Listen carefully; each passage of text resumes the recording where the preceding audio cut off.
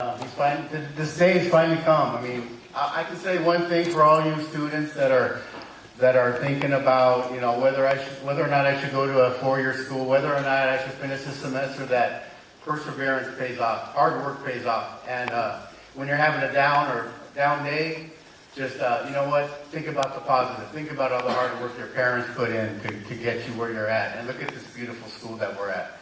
So that's all I can say, and I'd like to thank Oxnard College for helping me find myself, even at a later age in my life. I'd like to thank my family as well and all the support they've given me. Dr. Butler, our advisor for the Sociology Club, Connie Owens for the Oxnard College Foundation, and Dr. Duran for allowing us to do this financially, making it possible for us to bring Luis to get to our school today. I'd like to thank Francisco Romero from Cafe Ane for helping getting the word out to the community and all his good work in the community. I'd like to thank the Sociology Club for helping, doing the community events that we have here. And before I introduce Luis, I'd like to present a check to Debbie Guzman from Student Government. Are you still here, Debbie? And we, through our volunteering in the community, we are able to get a $400 donation for student ASG, which is going to be used for educational purposes.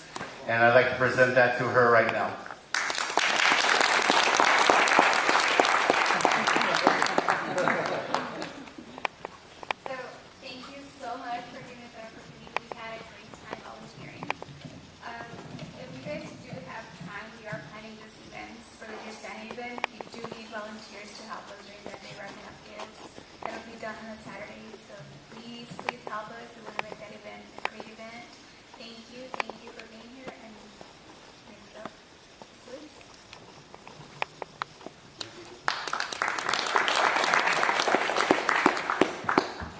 So Debbie, what's the date of the toys? What is it called? ASG? Thursday, December 13th from 11 to 2 after lunch. So if any of you need toys for your children, you can go ahead and fill out a Dear Santa request form and you'll get a toy for your child. Now I'd like to introduce our guest, Luis Rodriguez, author, poet, activist, originally from LA County. I'm just going to go ahead and read this, what I wrote, and he's taking the time to be here today and share some of his experiences as a troubled youth, as a father, as an organizer, a writer, and as a mentor to those of us who look up to others and have overcome personal struggles and have prevailed. Welcome to Oxnard College, Luis Rodriguez.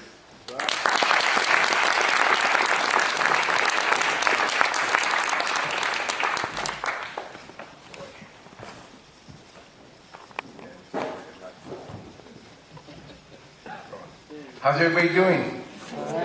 Oh, well, I'm really honored to be here. Thank you, especially for being part of this one book read thing, which I think is very important to have. As you know, he just took a couple of my books. Yeah, I had them up here, if you don't mind. Oh, somebody took them. Debbie must have taken them. Oh, okay. Yeah, well, I just needed them because I was going to go refer to them. But anyway, what I'd like to say is, first of all, thank you. I'm really glad to be here and to be part of this whole program.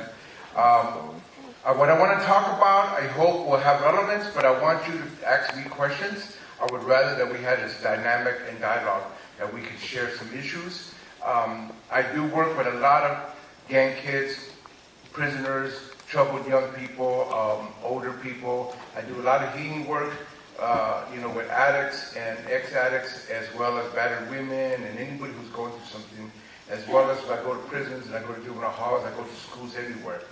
I just had a couple of schools come to my culture space, Tia Chucha Centro Cultural. How many know about Tia Chuchas in the San Fernando Valley? Good. If you don't know, please come and visit. It's a beautiful, wonderful space. We do all the arts. It's totally our gente cultural. Tia Chucha was named for my aunt, Tia Chucha, and we just do all the arts there, and we have the only outdoor literacy festival. We have amazing things going on. But I have field trips, like 1 to 2 schools a month come there. And usually they're the continuation high schools, alternative schools, charter schools that with kids that nobody wants to work with.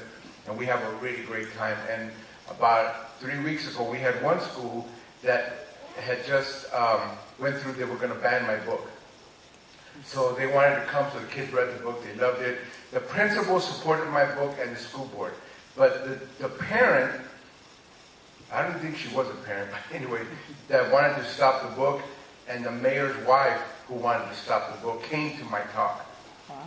And they were supposedly coming to disrupt, but I told them, they're welcome to come. I don't mind telling them whatever I have to tell them, whatever I have to say to the kids. Anybody can hear it. I'm happy with it, but nobody's going to disrupt, because I have had that place for more than 10 years, and I never had, thanks, appreciate it.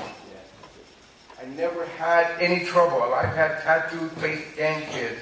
I've had all kinds of people, no trouble. And here it is, 2 people from Lawndale area that wanted to ban my books were going to be the trouble. Can you imagine?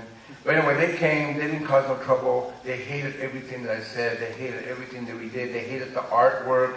They hated everything. So there wasn't nothing we could say that was going to change their mind. They just hated it. But it didn't matter. The kids were totally into it. They had tears in their eyes. They were talking. They were expressing. To me, that was the most important thing, because that's what we're missing, is how we're reaching our young people. My book, Always Running, gets banned because it's read by a lot of young people. And it's read by a lot of young people because, as you can imagine, there's hardly any books that they can relate to. You know what I'm talking about. And it's a book that deals with issues that many of them are going through as we speak.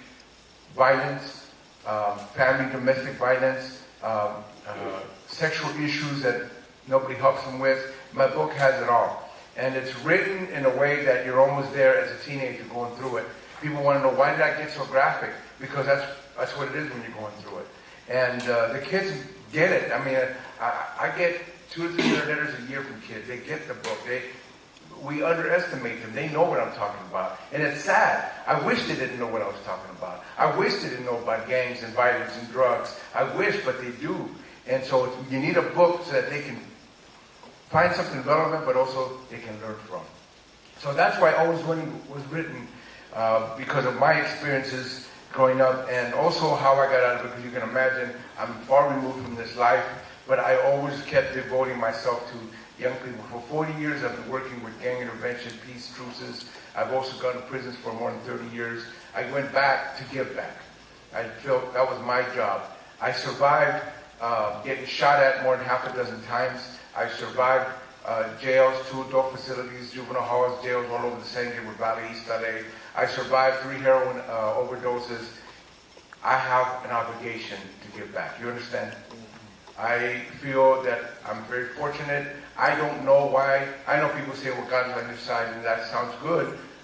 But I don't know why my friends were dying. I don't know why God wasn't on their side.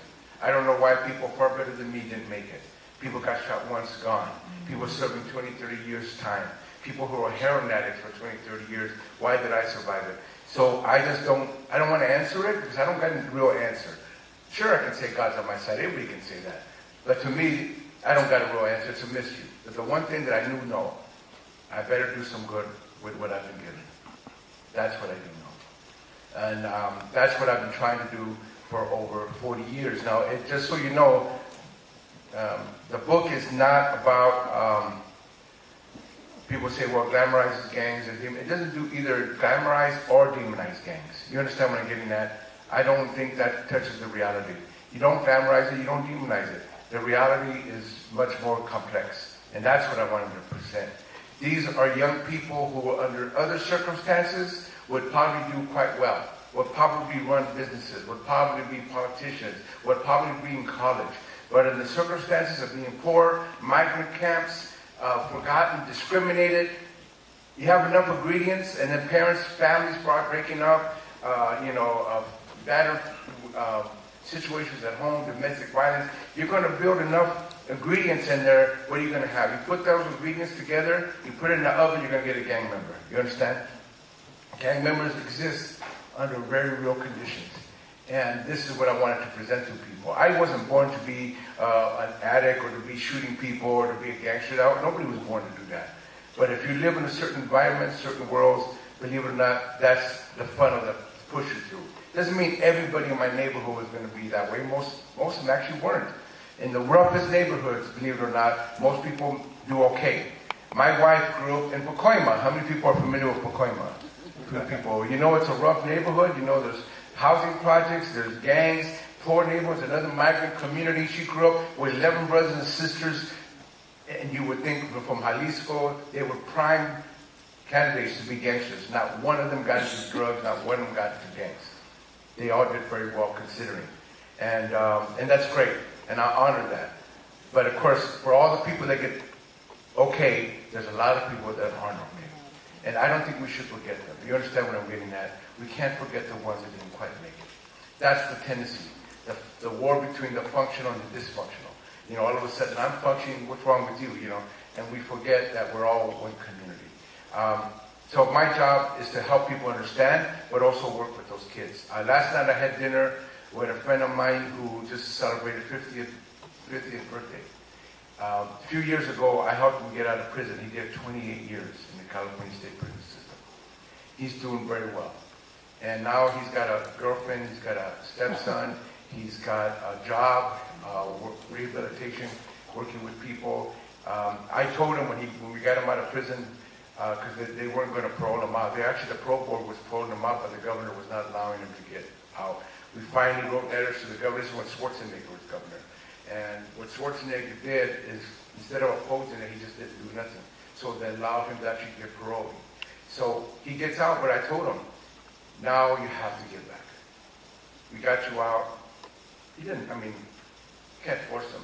But I told him, you got to do some good now. And he does. He's helping kids. He worked for Homeboy Industries, and now he's working with ex-prisoners. So that's the idea. You're going to go through something. What can you do to give back? So that's why the book was written. I also have this new book, which is the sequel to Always Winning. And it's titled It Calls You Back for a good reason. Because even when you leave that life, and I left it early on compared to some people, by the time I was 20 years old, I was done. I was out of heroin. I was not going to jail no more. I was into another neighborhood. I was already doing other work. But the madness calls you back. And it's a lifelong struggle to not get pulled in. You know what I mean? And when I was 20 years old, my oldest son was born. And I held him in my arms, just like this Vato. This Vato, he's got a little baby. That's why I love this photo, because it's like he's looking at the future. And some dudes, when they have babies, not always, but a lot of them, it changes them. Women that have their baby, it changes them. Again, not always, but there's people, when they have them, I held my son in my arms, and I said, man, I'll never again get into drugs or crime. I'll never be a terrible person. I want to be the best dad. I had all these great promises, and I think they were sincere. I don't think I was lying to myself. But 2.5 years later, after me and his mom broke up, I abandoned my two oldest kids. How could that happen? That's part of what this story is.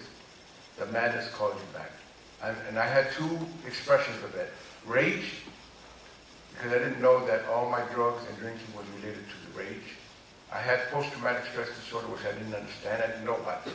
I've been diagnosed with this more recently because I never been to therapy, never got any help. I should have. But I do a lot of work with men, and we grew a lot of therapists, and they were like telling me that I have symptoms of this thing. So rage is a big issue. How many of you have rage issues? You know what I'm talking about. Lose it, can't control.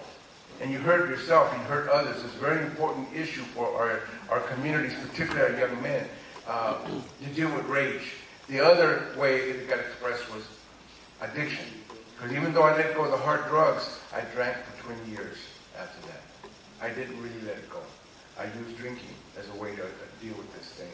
And I lost family, I lost kids, I lost relationships, I couldn't address them properly. I've been married 4 times, and again, I'm not bragging. I'm too ugly to be bragging. But it's more about just the relationships. I couldn't really hold good, decent relationships at all the time. And so I had to get through a few things. And one of the worst things that happened is my oldest son, as you know, if some of you have read Always Winning, you know that he got into a gang when he was 15. I had a hard time trying to deal with that. This is why this book gets more into what happened with me and my oldest son. My daughter was also very troubled. She's 2 years younger than him, and she went through a lot of hell and back as well. And then I have 2 young boys who I learned to be a better father with them, but in the meantime I was losing my oldest kids. And as you know, my son eventually ended up getting convicted, and he just finished doing a total of 15 years in the Illinois State Department of Corrections. That's a long time, and something that no father wants to see their kids go through. When my son was in prison, no matter what, I couldn't get any sleep. I knew that he was constantly in danger. I didn't know what was going to happen to him. All those years, I wrote him a letter every month, just to let him know I'm still here. And it's kind of sad because I had abandoned him when he was young, and now I'm trying to be his dad, and he's sitting in prison. You understand? It's a little bit too late, but I couldn't stop now. And one thing that I did do, and I did it just before he ended up in all that trouble, is about 19 years ago, I got complete clean and sober. This was important for my son. It was important for my other kids. He didn't believe me, but I think he saw that I was staying with it for the first time. And the more that he saw me staying with it, the more he decided to change his life. And so he wrote me a letter after 7 years in prison to tell me that, you know, Dad, I'm getting out of drugs and gangs. I'm getting out of everything. And I was worried for him because in jail and prison, it's dangerous. You know what I'm saying? It's more dangerous when you try to leave that life. And I worried about him. He said, don't worry about me. I'll be fine. I won't, I'll be fine. And he was. And he survived it. So I'm very honored to tell you that he's doing very well. He just got released 2.5 years ago. And now he's a gang prevention, gang intervention expert. He's working in Chicago, where he spent most of his gang life in. And as you know, right now, Chicago is one of the worst gang cities in the country. It actually was second to LA, but now currently has more violence than LA. The violence is so bad. I think this past weekend, 11 people were shot. It's so bad. And I feel really bad because it's a city I spent 15 years in, and I worked with the gang kids, and we saved a lot of people. But I also find that despite the fact that we have answers, we can help our values, we can help our gang kids. Most politicians, most people don't have any answers. And the only thing they want to do is bring more cops, more prisons, more repression. You understand what I'm saying? And to me, the end result of that, more violence, more gangs. For all the repression and all the laws and the fact that we built all these prisons. In California, there was 15 prisons the last time I did any time. In the early 70s. Today, there's about 35. And I think in that same period of time, only 2 or 3 colleges were created. We created a whole industry, and guess what? Has crime gone down? Did we kill the gangs? No. In fact, I'm going to tell you how bad things have gotten. We have spread out gangs even further. Because of deportations, especially in '96 when they were targeting anybody convicted for at least a minimum of a year, we've deported 700,000 people from LA, from California, from the worst neighborhoods, mostly to Mexico and Central America. Guess where the LA gangs are at now? They're all over Mexico, they're all over El Salvador, they're all over Guatemala. These are the LA gang guys. I'm telling you, I know I was there for 20 years ago. I was at El Salvador, and I was at the 2 prisons, and these guys were coming out all cholos. You know what I'm saying? That's not their culture. That comes from here. They learned it from here, and they deported them. Now you go, I was just there in July. It's part of the culture now. Almost everybody's in cholo culture. Everybody's into la vida loca. This is what they do now. We've exported the gang culture. We didn't export the jobs, we didn't export the training, we didn't export the treatment. All we exported was the violence. So now you have violent warfare in Guatemala, Honduras, El Salvador, and parts of Mexico. See what I'm getting at? And not only that, I tell you, it's not just Mexicanos, Central Americans. Go to Cambodia, there's cholos there too. You go to Armenia, there's cholos, because a lot of the people that came from those countries became choloized. I don't know how else to call it. Cholofied, I don't know what it is. They ended up going to these other countries. They deported them too. So guess what? The culture is spreading, but not necessarily in a good way. Now Japan, there's a whole low-rider cholo culture in Japan. Only they do it in a positive way. I know I've been there. I saw it. It's not quite the same thing. They're not exporting the whiteness. They're just getting into the culture. They have choro stores in Tokyo. I'm telling you, man. I couldn't even believe this. They don't even have this in L.A. They have choro stores with little tangos and all the Pendletons, and they have the oldie music, and everything's there. It's like, wow. I wish we had that, actually. But we don't even have that. They have the lowrider cars that they all had to buy from Southern California. You can't make them over there. That's not authentic. They had to buy it from a Chicano here, and then they ship them from, L.A. Harbor all the way to Tokyo.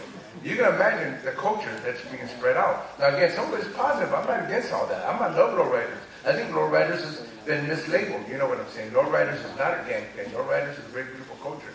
But the point is, our kids' culture is not spread out. When I was a cholo, I thought it was just a few of us. You know what I mean? The chosen few. We didn't want all these vatos. We didn't want all these dudes. We wanted to be just a few. We were the tattooed, crazy dudes. You know what I'm saying? People would try to get into the locals of my barrio. We would throw them out. Get out of here. You got to prove yourself. You know what I mean? That's the way it was 40 years ago. You couldn't just be a local. Now everybody's local.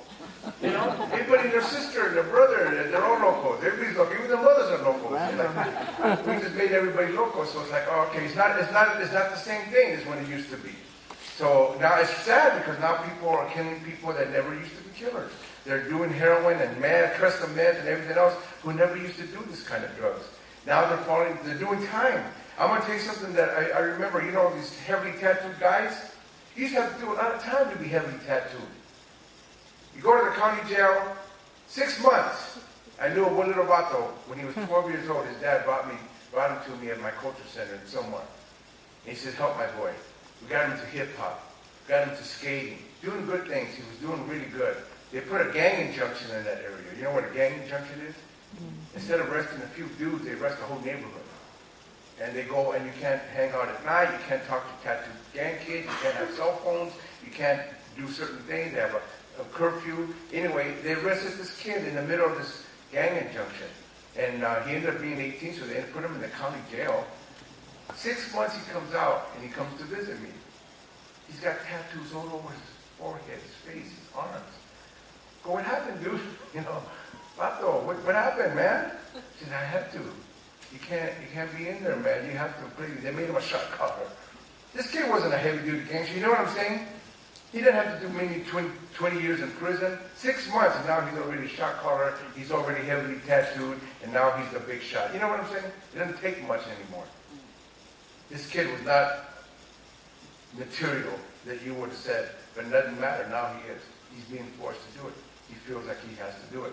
So we're losing our kids. And this is why these books were written, because I believe, I'm sure that you believe we can save them. We can help them. But it does take a whole community to step up. It does take families. It does take mentoring. I don't think they should be judged and put down. That doesn't work. But they do need a helping hand. You know what I'm getting at? People to reach out. We were talking earlier about Scared Straight. You guys know about that program, Scared Straight?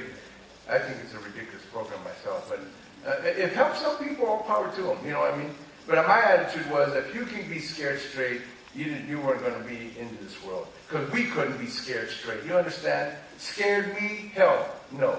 You ain't going to scare me. I mean, we wanted to go to prison. We wanted to be those people. We wanted to be those people looking at your faces. So to me, it doesn't work. But you know what does work is what I call cared straight. Care for people. You don't knock them down. You don't scare them. You just care for them. You stand by them, even when they treat you like bad. I know because a lot of kids will treat adults badly for a good reason. Here's the reason.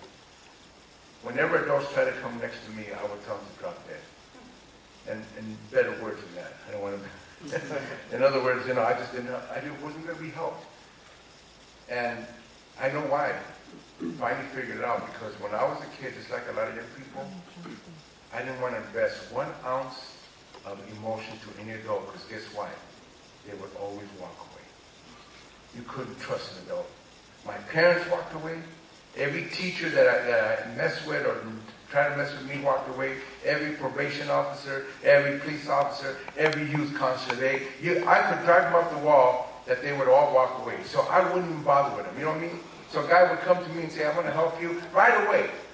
Drop dead. Get out of my life. I don't want anything to do with you. And they would leave. And it would work. Why would I invest in them? You know what I'm saying? Why would I give my time, my feelings, my thoughts to anybody anymore when every time I got into real big trouble, they were all gone? So I'm going to tell you a really quick story, then I want to open it up to you. When I was about 15, I'd already been kicked out of the house. I was living downtown LA. I was living in the streets. I was shooting up heroin. I ended up living in the garage. I stayed in the garage, really homeless because it had no running water. It was a small little room. People say, you live in the garage? That's big. I said, no. The garage was full of junk and everything. I lived in a small little room. And I might as well have stayed homeless because I still kept doing drugs. I kept burglarizing homes and bringing all the stuff we'd steal in there. I had girls in there. My homies would be all getting high in there. So, it really wasn't a decent life. Anyway, around 15, they opened up a community center in my neighborhood. My neighborhood was called Las Lomas, South San Gabriel. Some of you, anybody know about South San Gabriel, Las Lomas? Anybody? Well, I will tell you an information that a lot of people don't know. It used to be the poorest neighborhood in LA County. People didn't know this. Up to the mid-'80s, it was a migrant camp.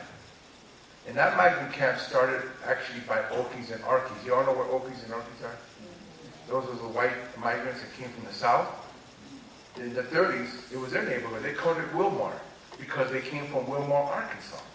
And their gang, they had a little gang too. It was called Wilmar, and they had a little symbol. They had tattoos of a donkey and Wilmar. That was their symbol. Well, by the 40s, it became more Mexican. Because as you know, the Okies and Arkies, they stopped, and they got going okay. And then they brought on the Mexicans because they had to bring in more people to work on the fields.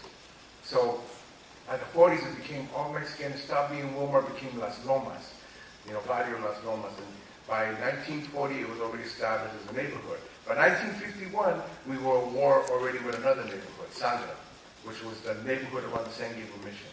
Which since 1951, they've been at war. And I even know how it started. I don't have to get into it now, but it's like really minor stuff. You know how that goes. What started, somebody stole a bike, and I don't know which neighborhood stole a bike. Somebody stole a bike, and then that started. You know how that starts. And then pretty soon somebody's jumping somebody, pretty soon somebody's going after somebody else, and then somebody brings a gun. You know how that goes. So they've been in war all those years. By the 60s and 70s, they were killing so many people. And that's when I got into that neighborhood. And there was dirt roads, mud when it rained, no sidewalks, little shacks. One street we called it Tijuana, little TJ, because it was just little shacks. Remember how TJ used to be, Cartolandia? Now they just put you can't see it now, but they're still there. They just put them in the way. But it used to be, remember how you guys too young. When I used to go to the border, you can see Cartolandia for miles coming down right up to the border. And now they just put it behind so you can't see it. But our neighborhood was like that, man. Poor. And we were at war with everybody because we were surrounded by suburbs. We were part of the east side, but we weren't part of the east side. Montebello, Monterey Park, Rosemead, they were white neighborhoods. And they hated us. They had sidewalks, they had malls, they had schools, they had streets, you know what I'm saying? We didn't have these things. And we were at war with the world. And they had the sheriff's deputies. They come in there and mess with us. Shoot us. I lost 4 of the 25 friends that I died, 4 of them were killed by cops. By the time I was 18, 4 were killed by cops. So it was a war. We used to shoot them down. We used to shoot the helicopters down. We used to shoot at the cops. It was people talk about Vietnam. We weren't Vietnam. Only we were the enemies. Anyway, at a certain point, somebody decided to build a little community center there. You got some money from, remember CYA and all that, whatever the old programs. You guys don't remember, I'm sorry. I forget. They used to have a little bit of money here and there, so they bought a little community center. So that night, before they opened up the center, I broke in the night before and graffitied all the walls. And I even put my gang name. I was known as Chin de Lomas. I put it all over the place. And Chin, we weren't just tagging. We were doing intricate pieces. You know what I'm getting at? They were all gang related, but they were intricate. We had hypodermic needles and lowrider cars and cholos and cholas and the charas with all the hair and the sombreros. The same things, we tattooed ourselves, we put them on the walls. So I did all this work. And I was known as Chin because when I was 9 years old, I got jumped and my jaw was fractured and I never got it fixed. It didn't break, it just kind of fractured. But when it healed, it had little growths. So my jaw started sticking out. Now, to this day, I only have 3 places where my jaw meets, where my teeth meet. I never got it fixed. But when I was a little kid, I was 9 years old. I was the ugliest kid you ever want to see. Everybody made fun of me. Girls called me monkey. I had no friends. And when I was 11 years old, the gang broke into the elementary school to go after some people. And instead of being scared, I was totally intrigued. I wanted them to be them. I wanted to have that power. Because I had nothing. I was broken down, shy, no friends, no nothing. And man, no family. My family didn't like me. I didn't know nobody liked me. And then all of a sudden, these guys were there. And guess what? They embraced me. They jumped me in. And what do you think they would call me? Chin. The very thing that I had that I hated, now was cool. Being ugly was now being cool. And my mom and dad were trying to fix it. And I told them, no, Chin didn't know much. I was never going to get it fixed. That was a big mistake on my part. I should have got it fixed. And now I can't even eat that well. But the point is, that was my glider. So guess what? I'm graffitiing that night, the night before, all over. The next day, they open up the center. They open up and they see that all this graffiti. They're pissed off. And guess what? I show up because I want to see my handiwork, you know. Hey, I want to see what I did. Oh, they're all angry. The people that ran the center. Oh, there he is. There's a guy. Call the cops. And well, they just hired a youth worker. And they told him to come get me, call the cops, and send, you know, do whatever I have to do to get rid of me. Well, this youth worker was actually a former Brown Beret. Well, he was a Brown Beret. He was a Chicano activist. He was a Chicano conscious leader. I didn't know. He ended up working as a youth worker. And instead of calling the cops and putting me away, he talked to me for the longest time. And of course, I did the same thing, dropped dead. How dare you come into my life? But you know what? He never gave up on me. You understand the power of that? He never gave up on me. He even one day brought me a book of murals because he says, you should be a muralist. You're just doing all this graffiti. Why don't you learn to paint beautiful murals? I said, I don't know anything about that. I'm not an artist. You know, he showed me, nobody ever showed me this, a book of Mexican murals. You know, the Mexicans pioneered the whole public art thing in the 20s with Siqueiros and Orozco and Rivera, how they made this beautiful art. And then they had a section in the back about the Mayas, how the Mayas had painted all their temples with beautiful murals. I didn't know any of this stuff. Nobody ever taught me this. It was so important for me to know. By the time I was 17, I ended up painting 8 murals with 13 gang kids and 2 or 3 murals on my own. I became a new muralist because of that. Now, no more graffiti. Now I'm painting murals. And not only that, he made an agreement with me. You're going back to high school because I dropped out. You know, I went. Only because he stood by me. You understand what I'm getting at? Because here's what happens with kids that tell adults to drop dead. If an adult keeps coming back, what do you think happens? You start hanging on to that adult because you're not going to find that many. And I hanged on to this dude because I didn't know, I didn't trust the adult, and he kept coming back. Yeah, he was mad at me. He didn't always like what I had to say, but guess what? He kept coming back. And I hanged on to him. And it was the best thing that I could have done because he was somebody that gave me some mentoring, some guidance, some support. That's important. I wouldn't be here today if it wasn't for people like him. Somebody who cared. Remember? Cared straight. That's the only thing that would work with me. Not prisons, not heroin. I didn't mind. I'll shoot it up. I've seen terrible things in the streets for heroin. What people will do for the next fix. Terrible things that nobody should ever see. No kid should ever see. None of that scared me. The only thing that worked is somebody cared. You understand? The power of that. And so this guy stood by me. I graduated from high school. I was so smart. I didn't know how smart I was. A lot of gangsters are smart kids. You can't say they're all dumb. They're not dumb. Some of them might act dumb, but they're not dumb. They're actually very smart. I got all my credits, even though I couldn't graduate Captain Brown. I still got my diploma. But I was still troubled. It went foot in the body, one foot trying to change my life. You know how that works. 2 steps forward, 1 step back. Whatever it's back and forth. And sure enough, this poor guy stood by me through everything. I got arrested when I was 16 for important murder's role. I had a cell next to Charles Manson. I got through that because, they really couldn't get us for these so-called murders, but, it didn't matter. The damage had been done. I was put in an adult facility. I really knew how you stand up to people, even if you're scared to death. How you look people straight in the eye and they can't see the fear in you, even though you're scared inside. And then at 17, I was arrested for attempted murder in which 4 people were shot. Again, at the time, I was in juvenile hall and everything. Then the homie scared all the witnesses. So I'm getting out of that. I said, I can get out through everything. But it all catches up to you. So then at 18 years old, I'm facing a minimum 6-year prison sentence for fighting with police officers. I'm booked on heroin, and by then 25 of my friends were gone. When I was in the county jail that last time, I was waiting to do the prison time. I was ready.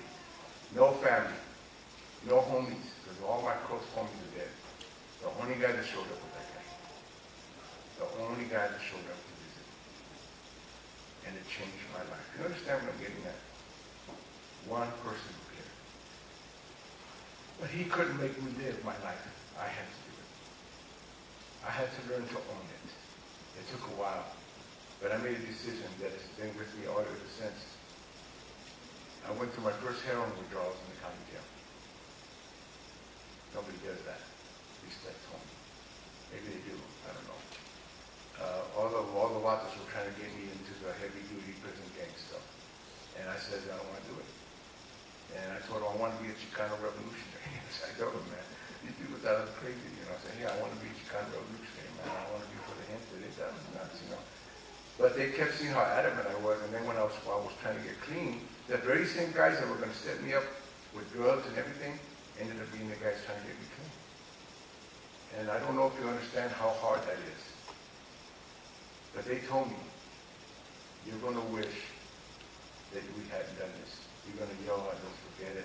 We're not going to do this stuff. We're going to get clean. And that's how I got clean. I went my relapses. It isn't easy, but still, it was the beginning of a new life.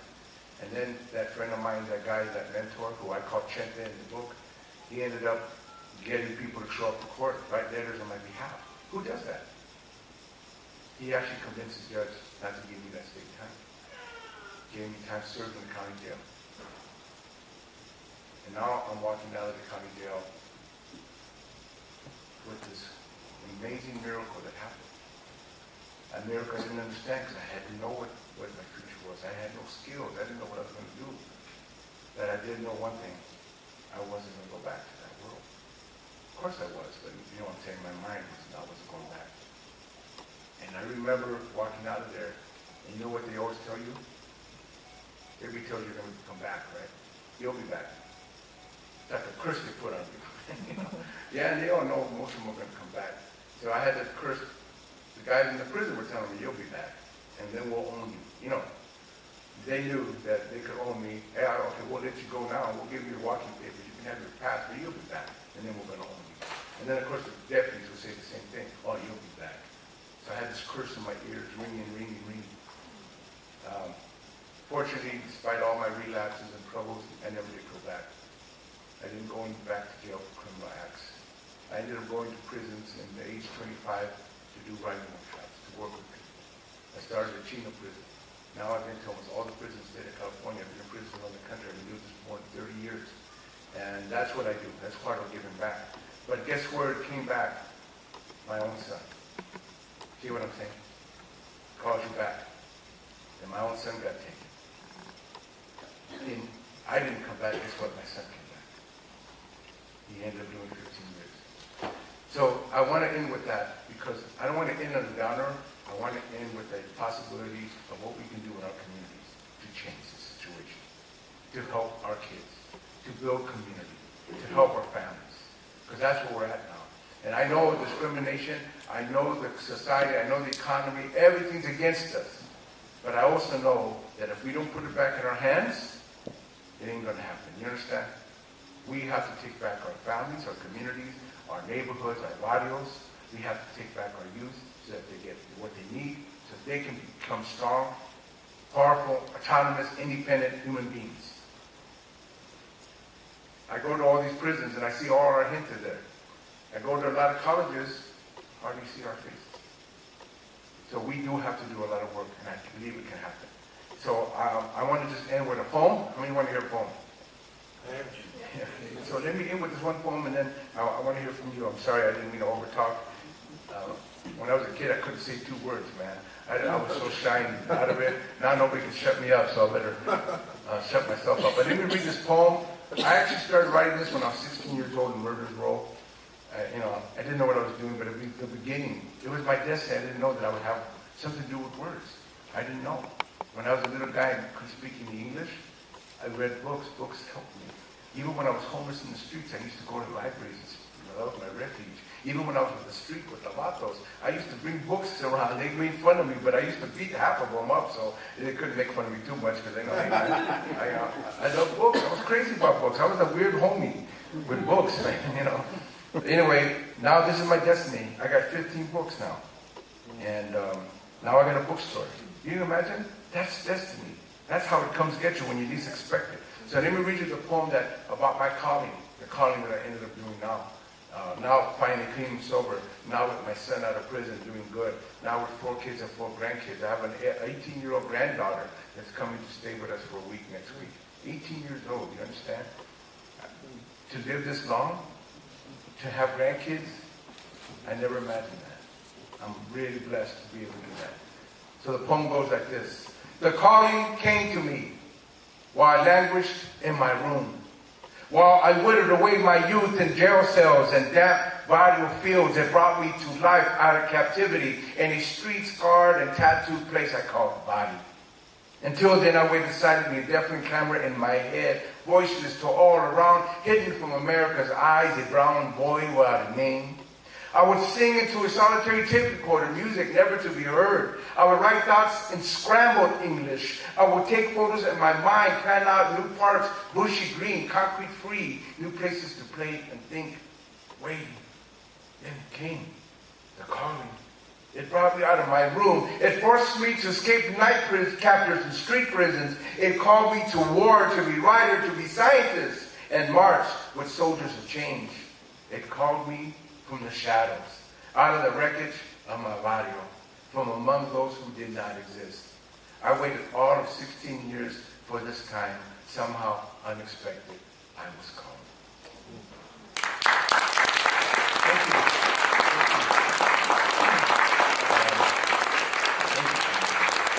So I want to hear from you. Let's talk a bit. Anyone with questions? Anybody got questions? Let's go as far as we can. If somebody sets me up, then you go right there. Prior to this, you were on the political campaign. What were you doing? So the Justice Party was a new party just started up, and they called me up in the summertime to see if I wanted to be the vice presidential candidate for Rocky Anderson. I had no idea. I'm not a politician. I don't really care about winning office. Not really, but if I was to win, great. No. It wasn't about winning. It was about having a place to speak, a forum, to raise issues. And sure enough, we did. I ended up going to cities everywhere: Phoenix, Salt Lake City, Denver, upstate New York. I was in Chicago, San Francisco Bay Area. I was all over Albuquerque. I ended up to all these cities. We spoke. I was on Democracy Now!, Huffington Post Live. All these various people, Spanish language media. And again, we had no money, zero money. But we had a forum, and that's what I did. And we didn't get that many votes. I think the total number of votes ended up being close to 40,000 around the country. I mean, that's not bad at 40,000, but it's not compared to the millions. Anyway. So it's a start, and the Justice Party will be having their convention in Oakland in February, and I'm going to show up to be part of that, just to see what we're going to do. Somebody's asking me to run for governor here in 2014. We'll see. I don't know. Again, I don't want to win office as much as that's not really the point. I don't want to say that because you say, why run? Okay, if I were to win, fine, I get it. But that's not the point. The point is raise the issues. You know what I'm saying? Have a place to talk to people, to talk to more people, because there's a lot we have to do in this country. And I feel that me and others like me and yourself, we have a lot to contribute to make this a better place. So. Thank you. What part, if any, has God and the spiritual aspect played in your life, in your redemption? So, in my book, I turned away from God, church, as a teenager, and I turned away from all that. Even when Teen Challenge and Victory Outreach was doing the work in the barrios, because in the 70s they were doing a lot of work. My niece, she was a drug addict like me, and she was 2 years younger than me, and they got her into a Christian home, and she became born again. She wanted me to become born again, so I went through the whole thing. I will tell you honestly, it didn't work for me. I don't know how else to say it. It just didn't work, and I got ostracized by the Christians. They wouldn't let me show up. They said I was the devil, all kind. To me, everybody said that. So my mother used to call me the devil. She would cry, you know, oh, it's el diablo, you know, all this kind of stuff. She would just, you know, actually she called me worse names, but I don't want to say them. But the point is, I couldn't find God, you know what I'm saying? I couldn't find God. I went godless for most of my life. Even when I was drinking, I think my God became the bars. You know, my church became the bars. And that's where I went. Just so you know, when I got clean about 19 years ago, I could not do this without a spiritual change. I couldn't do it. I don't know how other people do it. I couldn't do it. I never went spiritual for anything, but I needed to. And I have been doing that. Now, my spirituality, just so you know, is not against God or Christian or anything. It's Native American spiritual practices. That's what spoke to me. And part of the reason why is because my mother is Tarahumara from Chihuahua. Anybody from Chihuahua? No? Well, you know, Tarahumara, that's her family background. They were not traditional Tarahumaras, but I went back down there to meet them, to talk to them, to know. I've learned a lot from the Mexican indigenous, as also Central American, as also Peruvian, but also Native American. So I do a lot of ceremonies now with Lakota, Navajo. My wife got adopted by the Navajo, so I go to the Reds and do ceremonies there. So I now have a spiritual engagement. Just so you know, we have a sweat lodge that we created about 10 years ago in San Fernando. It's helped a lot of people, gang members, you know, addicts, all kinds of people. And anybody know what the sweat lodge is? It's a healing ceremony. I know it's kind of hard to explain. I don't mind talking to anybody about it, but I don't preach on it. I don't proselytize. I don't convert nobody. You understand? That's not my goal. If it speaks to people, we do it. But just so you know, the way we do the sweat lodge, it's not a belief system. We tell people, come in there with Jesus Christ. Come in there with Buddha if you have Buddha. Come in there, some people are atheists. We don't care. We will do the healing work. And so we now have evangelicals coming in, because I work with a lot of evangelicals because of the gang intervention work. I will say one thing about those evangelicals. I will say something very positive. When everybody abandoned the gangs, they did not. You understand what I'm saying? Over all those years, I've seen people come and go. They never gave up on the kids. And that's something that I will always remember. This is why I work with them to this day. They kept working with those kids, you know what I'm saying? And this is why I work with all these people. Catholicos, evangelicals, I work with all these people, and I do it through the spiritual practice of my own native roots. But it is not against any religion, just so you know. I work with all of them. And again, I have a lot of work with evangelicals because of the fact they're still doing it. So that would be my answer, as fast, as quick as I can do it. Yeah. In your book, Always Running, I read a little excerpt when you were in Chi-Town in the winter, chasing your son when he used to run away. And I experienced living in Chicago, and I know how cold it gets there. And I know you didn't give up on him, and I'm sure you had feelings of guilt. When did the relationship come to a point where you forgave each other, or he forgave you? Unfortunately, it took many years in prison for him to finally write me back to say, Dad, I finally know what you were trying to do. We were so mad at each other. And it wasn't just him being mad at me, I was mad at him too. He took me and my wife and his mother and all of us to hell and back. My son did every rotten thing anybody could do. And I say this now because he's a really good person, you understand? He's a very decent person now. He's got his problems, got his issues, but I'm going to tell you something. Every rotten thing you can imagine he did. And we suffered for it. So we're mad at each other. And I remember one day when we were sitting in one of the prisons there, and I'm sitting in front of him, and he was, yammering and yelling at me for being a rotten dad, And I would just listen to him because after a while I stopped trying to be defensive about it. But you know what? I got a little mad myself. And then I told him, but you weren't such a great son either.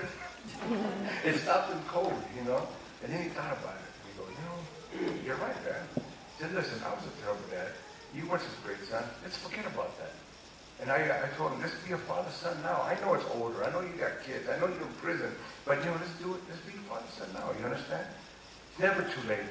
And it was really the right thing. Because now we've been very close since then. We respect each other. He told me I'm his mentor. I don't want to be his mentor. I think he needs other people to mentor him. But the problem is, he won't listen to nobody. And he barely listens to me. So at least I have an in with him. But he's somebody who I love very much. You love your kids. And I'll never stop loving him no matter what he's done. He did some very bad things. He shot people. He did some things he shouldn't have done. And I don't condone any of it. You know what I'm saying? I don't condone any of it, but I love my son. What can I do? And I don't want him to do anything that won't hurt him. So my thing is to help him get healing, so he don't hurt nobody. He don't hurt himself, and he can do some good. So that's kind of my efforts now. Yeah. A while ago when you were saying that when someone tries to help you and you would tell them, drop dead. But what about your family, your sister or your mother or your grandfather or your grandmother? They've been there for you and have set up a good example, like when you try to help them, why can you not help them? Yeah, very good question about family. My family, they weren't into criminal crimes, they weren't drugs. Nobody got into the gangs in my immediate family but me. Somebody had to fall through the cracks, and guess what it was? My brothers and sisters did not do drugs or gangs. I'm the only one. Instead of being very hopeful, though, they pushed me away. You understand? And I don't really blame them. Part of me says they shouldn't have done it. On the other hand, I don't blame them. I was a pain in the behind. I was really somebody you couldn't deal with. But personally, I thought they should have kept me in the family. But their attitude was, if you don't do it, I tell you, my dad, my dad had no emotional connection. He was a hardworking guy. I don't want to put him down, but he had no emotion. You know what I'm talking about? These emotionally cold fathers never hug you, never say they love you, never. But guess what? Yo mando. Lo que yo digo, lo tienes que hacer. That's what he would say. So, hey, I don't like to listen to him. My mom was a little crazy, going all over the place, screaming and yelling, Dios mío, porque mi hijo, and everything, that I was already rotten, podrido, the whole thing, So I didn't help. She went emotionally weird, and my dad went emotionally cold. You know what I'm getting at. Now, am I putting them down? No. They were hardworking people. They lived good lives. They went to church. They were good people, so I don't put them down. I just couldn't fit in the world, and they didn't know how to help me fit. You know what I'm saying? So I was estranged from my family for close to 30 years. So when my dad died, I didn't go to his funeral. And my mom got lymphoma maybe around 1998, 99, and I knew that I couldn't let her die without me coming back. This is why we moved back from Chicago to LA, to be close to my mom. I had to. I couldn't let her go like that. You know what I'm saying? I hadn't talked to her that much. I only talked to her about 2-3 times over 30 years. Terrible. It shouldn't happen that way. So I went back. And I just should let you know, and it's in my book. My dad I didn't care for. My mom I did. In spite of the fact she was a little crazy. I cared for her. So I would go back, and I remember that I told myself I got no more issues with my mom. No more. And I would sit down with her, and we would watch. She loved to watch American Idol. I don't know why. She didn't even speak English, but she would watch it. And I used to sit there in her little house and just hold her hand. And just spend the time holding her hand, not even talking. And she finally died in 2008. And I think at least the good things were reconciled before she passed. So I think that's the only good thing I have to say. I will tell you another funny story. I have this beautiful center, Beatriz Centro Cultural. And it's a bookstore, it's beautiful. None of my family shows up. I don't push them, I don't give them, they don't like it, they don't like me too much, but they don't show up. But guess what? My sister one day brought my mom, she wanted to see it because it's named after my Dia, so she wanted to see it. So my mom, before she died, she comes in there, she has those walking things, she's walking in there, and she starts to cry. And I'm like, oh, Mom, why are you crying, I didn't do this, you cry. You know what she says? She says, Mijo, she said it in Spanish, but she says, Mijo, I think you're finally going to be okay. Can you imagine? After all those years, finally here, that she's going to be okay.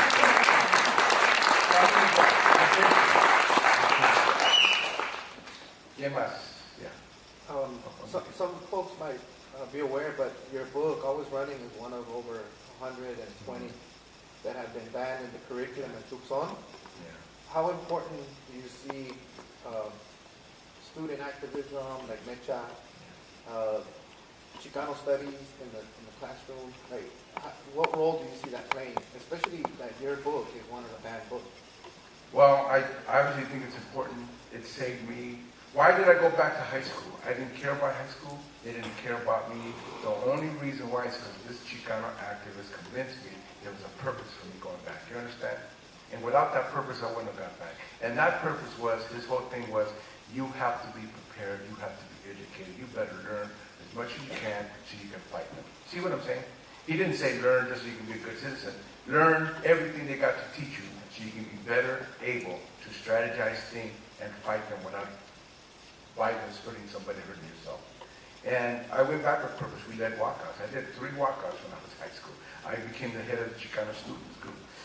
I even became the mascot. We had our high school was the Aztecs, if you can believe that. And they used to have the stupid, plumed Indians doing jumping jacks and whatever, flips.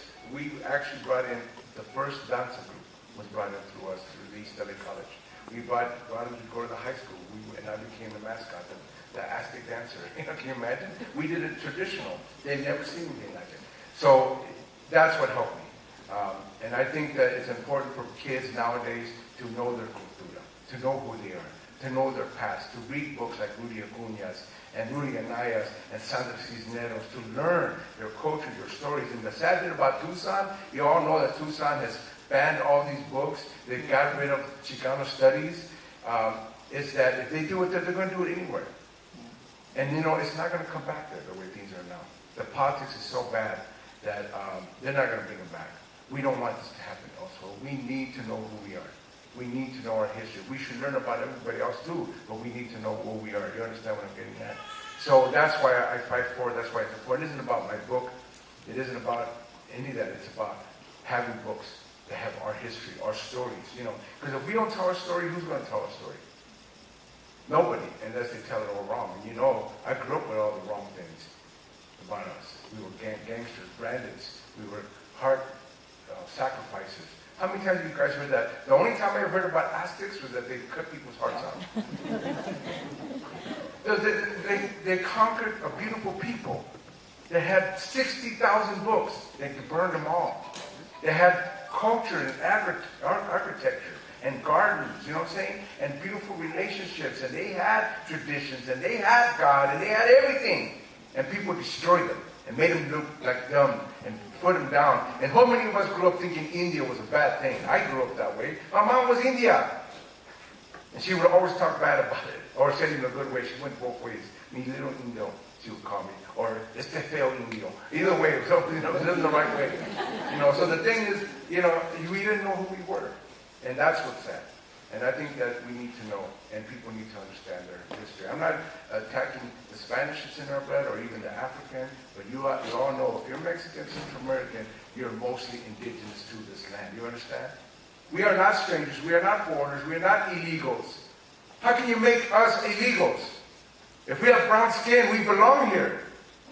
Somebody else has turned this around. Now people without the brown skin are the ones that belong. How they turn everything around. It's all illusions. The border is an illusion. The wage system is an illusion. Scarcity in this world is an illusion. That's all man-made. You understand what I'm getting at? It's all man-made. People go to war for this stuff. People are dying because of these things, and they're not God-made. They're not made by creation. They're man-made, and they're killing us. Somebody decides that you don't belong here because you don't got the right papers. You understand what I'm getting at? If we don't know how to challenge this, we're going to constantly fall into their traps, constantly fall into the system's way of holding you. It's not enough for everybody, so forget about you, but we're going to be okay.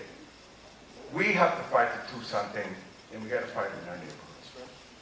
Thank you. What do we do to fight so it doesn't spread out? Well, one of the things is to make sure these books like these, not just me, obviously, all these books are in our schools. Make sure they're there. When I was growing up, there was no Chicano books. Not one. Maybe there was one or two I didn't know about. But the point is, now we got hundreds of them. We got Victor Villaseñor, we got Andre Castillo, we got so many people who fought hard to get their books published.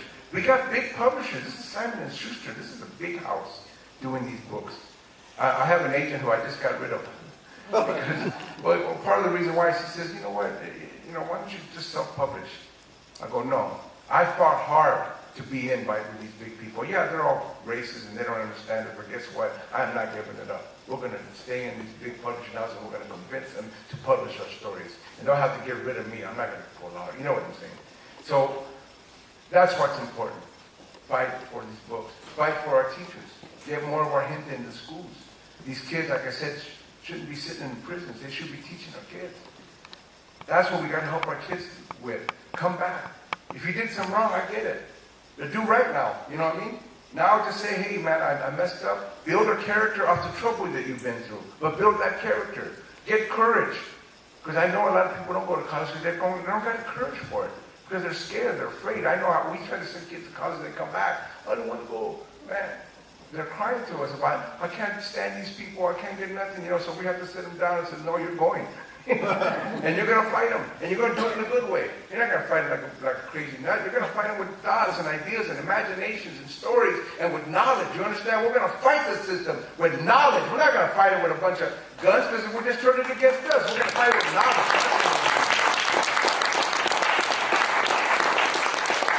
There's a hand back there. Yeah.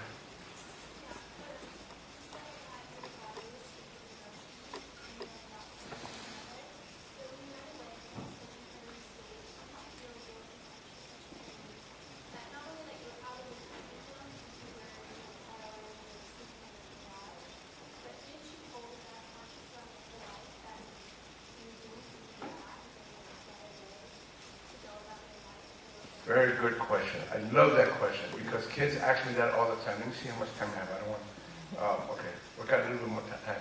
Well, let me answer that question. The question was, didn't I feel bad being in the streets on drugs and gangs when my family was trying to keep me there, right? And I'm going to tell you what happens. You see this tattooed guy? That's not me, by the way. They're always asking if it's me. But it is another dude from East LA.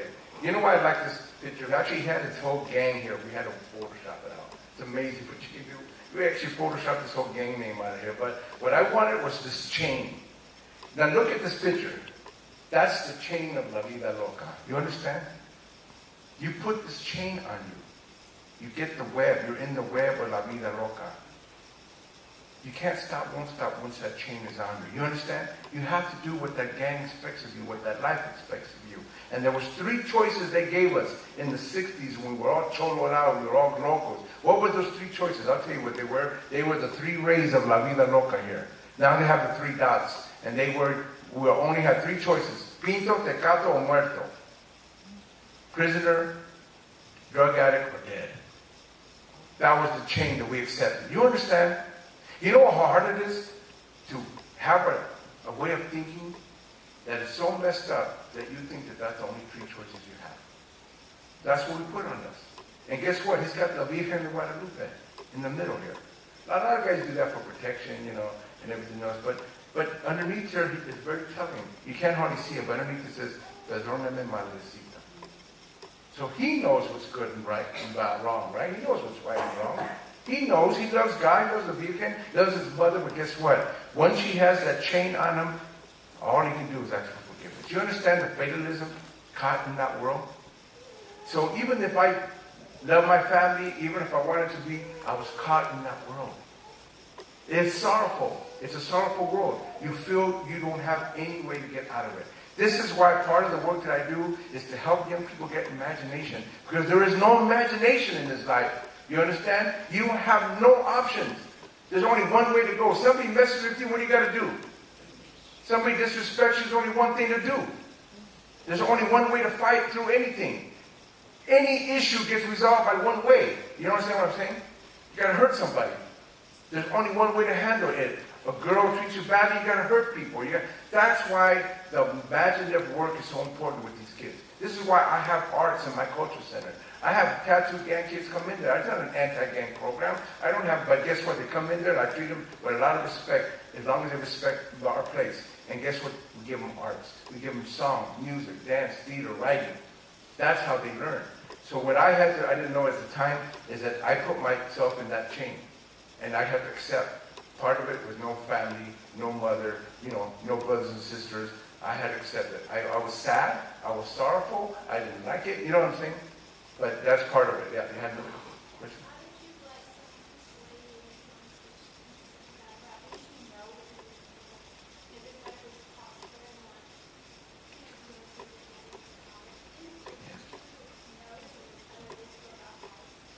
Right, really good question. Did I know there was other ways to go?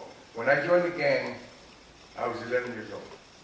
Most kids join around that age, 12, 13. You don't have development enough to know. You know what I'm saying?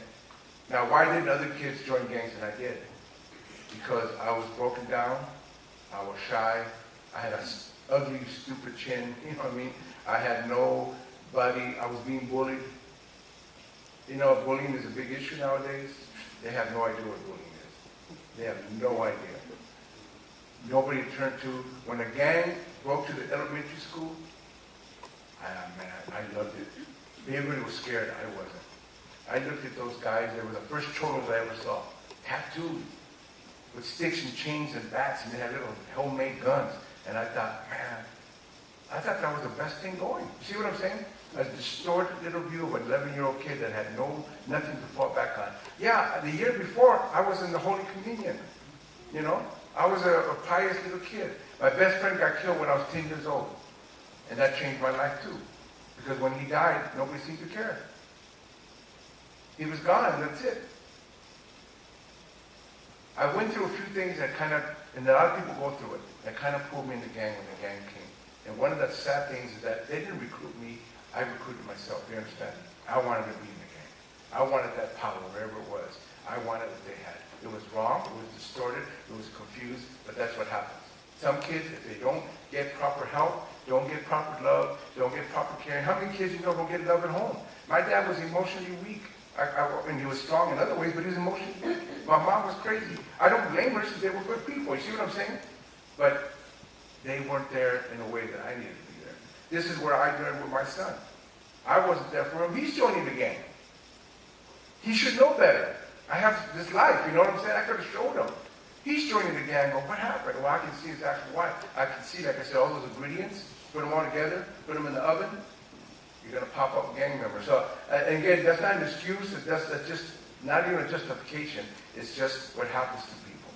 If they go under certain things, you're going to have opportunities to join gangs versus not. You know what I'm saying? When there's nowhere to go. By the way, just so you know real quickly, people with money, you think they don't got trouble kids? Man, their kids are worse shape than our kids. But I tell you one thing I learned is I've gone to well-off schools.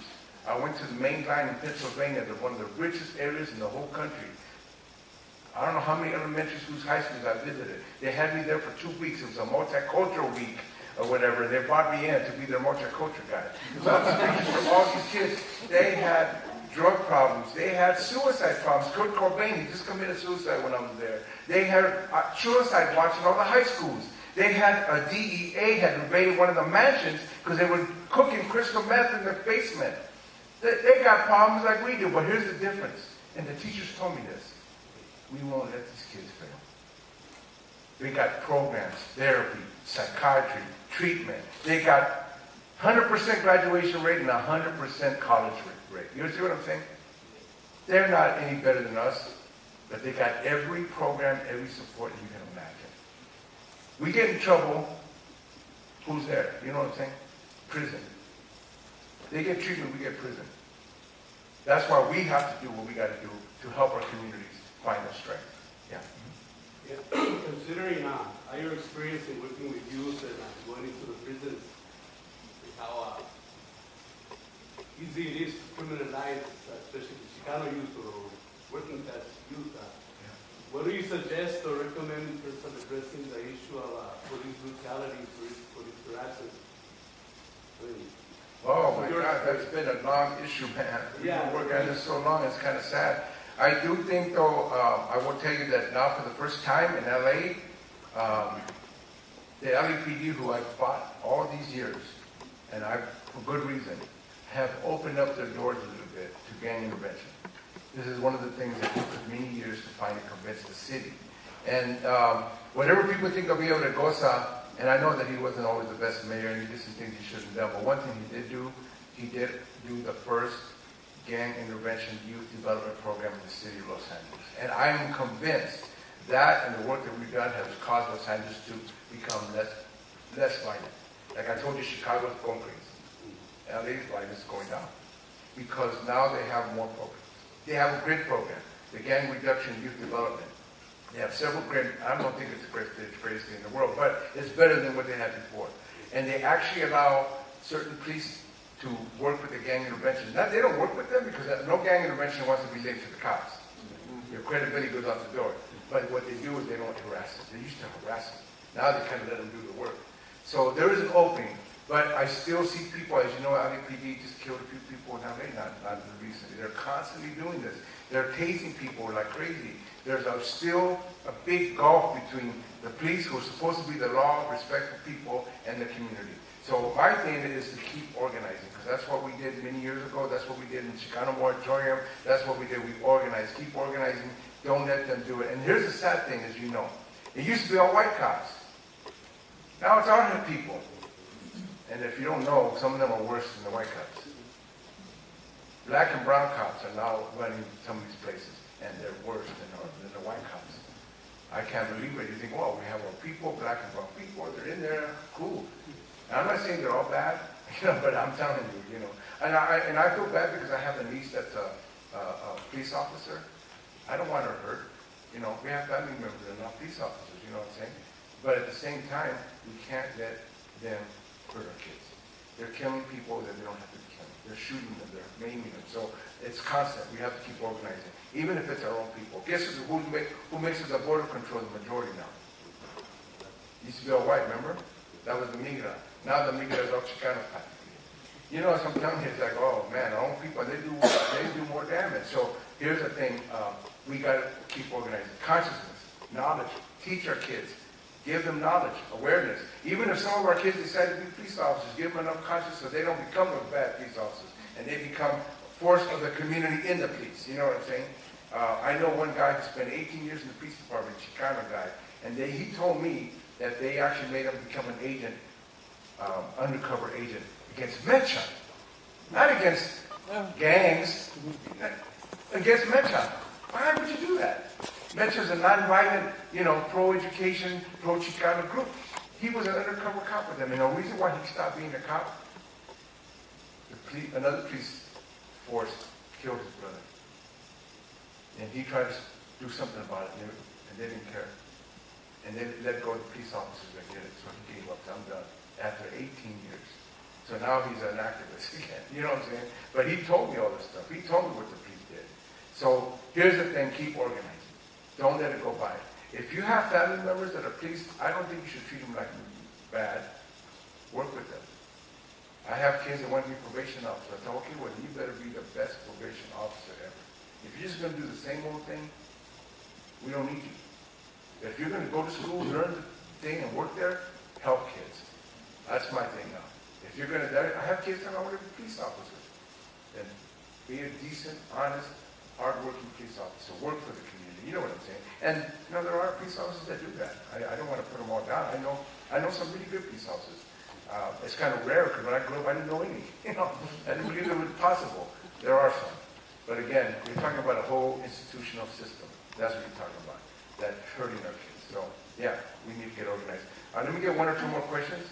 What can you share with the young Chicano of today when our old lifestyle calls us back, like they used to call you back? Yeah. And what can you share, or what are some of the things that you did that we not to relapse, not to go back to our old way? Okay. So what can I share? Let me give you 5 things that I tell the young people today. And they're very extensive, but I will give them to you quickly, but I'm sure you can figure out how important they are. I tell you, these are 5 things you need to do. I can give them 100 things, but I told them, keep it 5 so you can remember 5 things. 1, I tell them, get help. Because we overthink we can do it ourselves. If I didn't have that mentor guy, if I didn't find the open up to him, I wouldn't be here. I had to make that decision. Okay, he's standing by me, he keeps coming back. I call him out, he keeps coming back. I get in trouble, he keeps coming back. I decided to find a way. You have to create community, even if it's temporary, even if it's 2 or 3 people. If you're on drugs, get a treatment program. If you need a church, go to church. Anything that helps you, you got to do it. So get help. Don't think you can do it by yourself. 2, find your passion, your art. Mine became writing. It could have been art. It could have been music. Some people love mechanics. I go, there's an art in mechanics. Some kids tell me, I'm not an artist, I want to be a mechanic. I go, don't you think there's an art in mechanics? You can tell when you have an artist mechanic fix your car and the one that doesn't do it that way, when the car doesn't work. So, same with teaching. Art, teaching is an art. Everything has art in it. So I tell them, find an art, find your passion, whatever you love. 2, 3, I tell them, find a cause bigger than yourself. It isn't just about you. It ain't just about maybe 2 or 3 people you know. It's about the community. And maybe here's a big cause, being a good father. Isn't that a good cause? That's a good one, man, being a good mother. If that's your cause, hang in there with that. We need better mothers. We need better fathers. So I told him, any cause that's bigger than you. It isn't just about you, or whatever you're going to help. The fourth thing I tell him is to, find a spiritual life. And this is what we're talking about. You got to find a spiritual life. It's hard. I didn't have a spiritual life. And you know what? I don't even know why they call drink bottled spirits. Because it's false. It's wrong. You know what I'm saying? If you really get spirit, you don't need the spirit. You know? But we don't get it, so we're drinking it all the way. And I know people who say, you know, they love God and still drinking. They're not bad spirit. Because I'm telling you, that's all substitute for real spirit. And for spirit, people need it. They need to come alive. They need to connect with a creator spirit any way they can. That's important. So the fifth thing, and this is the one that summarizes all of it, and this is the hardest one. Learn to own your life. That is hard. How many of us don't even know what that's like? We turn our life over to other things. I did it to the gang. I did it to heroin. I did it to alcohol. I kept turning my life over to other things. I had to finally say, I'm owning my life. And I want my kids to know that. And I want everybody to see it's possible. Owning your life is the key to all of this. Because when you're an autonomous, independent human being, then you can learn to be a strong, independent human being. You know what I mean? Then you can depend on others and work with others. Because I don't want autonomous, independent human beings that they don't care about nobody. I want them to be that way so they can find the thing that ties them into community, to families, to churches, to organizations, to the movimiento. You hear what I'm saying? Interdependent means you got to have independent, autonomous, creative, inventive people connecting with others. So I know we're going to have to end. So let me get one more and then we'll end it. It's not a question. I just wanted to say that if you really wanted to know about your roots and, you know, be proud of your the aspects or the, you know, your roots, read a book by Gary Jennings. It's called Aztec, and you really will be proud of who you are, really. You know, what a great our civilization was, and cleaner than the European people. No, but it's really a good book if you ever want to know. Yeah, so again, well, let me just say that again, knowing our culture, knowing our roots is very important. The one good thing is when I was a Chicano learning this stuff, I didn't know what I was doing, but now we do know people who do know. We do know teachers, we have elders, and so they're there. So you don't have to look like, I don't know what it's like. There are amazing books out there, there are amazing people who are doing this work. And again, this should not be against any religion, should not be against anybody's belief system. This is just roots you.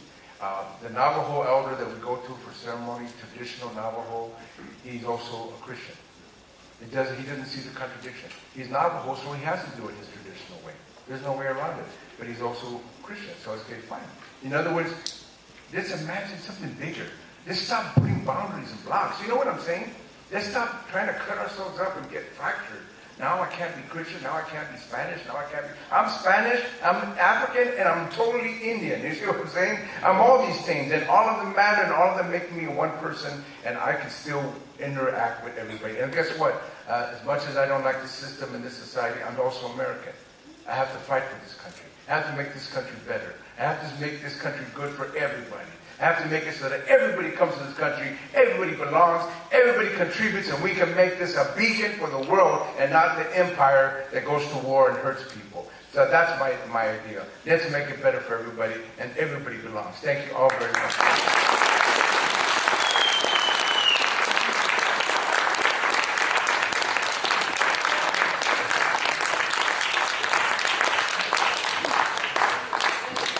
Let me just thank you very much for being here. We've enjoyed it so much. Mr. Rodriguez will be signing his books outside at the table after the lecture, so we really do appreciate it.